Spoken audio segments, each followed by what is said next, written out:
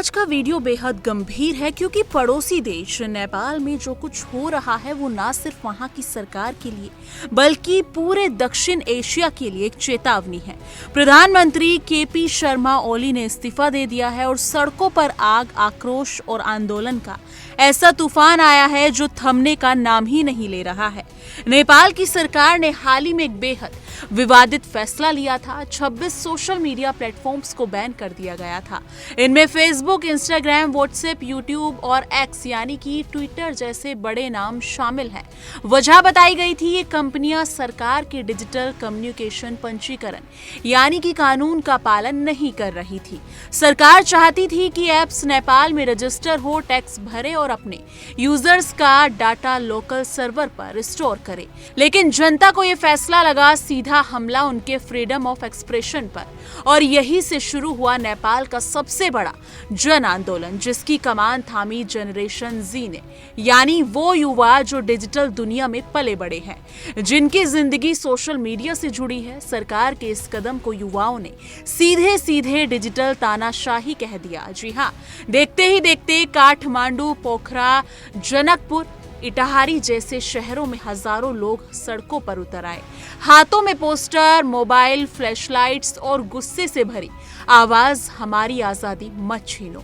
प्रदर्शन इतना तेज हुआ कि वो कुछ ही घंटों में हिंसा में बदल गया। कई जगह पुलिस और प्रदर्शनकारियों के बीच भिड़ंत हुई। रिपोर्ट्स के मुताबिक कम से कम 20 लोगों की जान चली गई और 300 से ज्यादा लोग घायल हुए हैं। कई मंत्रियों के घरों को आग लगा दी गई, सरकारी इमारतें फूंक दी गई और सत्तारूढ़ पार्टी के दफ्तरों पर हमला किया गया। राजधानी काठमांडू में कर्फ्यू लगा दिया गया है और त्रिभुवन अंतर्राष्ट्रीय हवाई अड्डे पर सारी उड़ानें रद्द कर दी गई हैं। अस्पतालों में घायलों की भीड़ है और तनाव चरम पर है। इस पूरे मामले में सबसे पहले इस्तीफा दिया गृह मंत्री रमेश लेखक ने। जी हाँ, उन्होंने कहा कि जब सरकार लोगों की बात नहीं सुनती तो ऐसे परिणाम सामने आते हैं, और फिर जब हालात बेकाबू हो गए तो प्रधानमंत्री केपी शर्मा ओली ने इस्तीफा दे दिया। उन्होंने बयान दिया कि वो अशांति नहीं चाहते, लेकिन उनके फैसले को जन विरोध का कारण माना जा रहा है। अब सवाल ये उठता है, क्या ये सब सिर्फ सोशल मीडिया के कारण हुआ या इसके पीछे कुछ और गहरी वजह है? अगर हम थोड़े पीछे जाकर देखें तो पाएंगे कि नेपाल में पिछले कुछ वर्षों से बेरोजगारी, महंगाई, भ्रष्टाचार और सत्ता का केंद्रीयकरण जैसी समस्याएं लगातार बढ़ रही थी।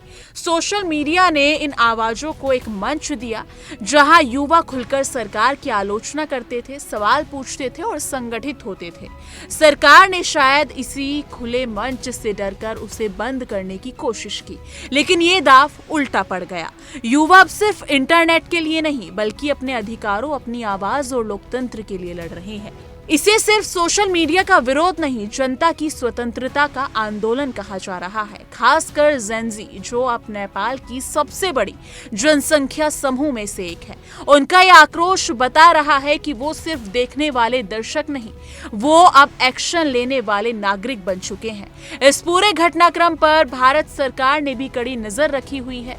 भारत ने नेपाल में रह रहे अपने नागरिकों के लिए एडवाइजरी जारी की है, जिसमें कहा गया है कि वो भीड़ भाड़ वाली जगहों से बचें, स्थानीय कानूनों का पालन करें और जरूरत पड़ने पर भारतीय दूतावास से संपर्क करें। भारत और नेपाल के बीच सामाजिक, सांस्कृतिक और राजनीतिक रिश्ते बेहद गहरे हैं, इसलिए भारत के लिए मुद्दा सिर्फ विदेश नीति का नहीं बल्कि सीमा पार शांति का भी है।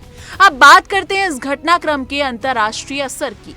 अभिव्यक्ति की स्वतंत्रता, डिजिटल ह्यूमन राइट्स और सरकारी सेंसरशिप जैसे मुद्दे अब हर देश के लिए प्रासंगिक होते जा रहे हैं। सवाल उठ रहा है, अगर एक लोकतांत्रिक देश में जनता की आवाज दबाने के लिए सोशल मीडिया को ही बैन कर दिया जाएगा तो क्या ये भविष्य का नया ट्रेंड बन जाएगा? क्या भारत दूसरे देशों में भी ऐसा हो सकता है? अब फैसला आपके हाथों में है, आपको करना है कि सोशल मीडिया सरकार के नियंत्रण में आना चाहिए या ये जनता का खुला मंच होना चाहिए।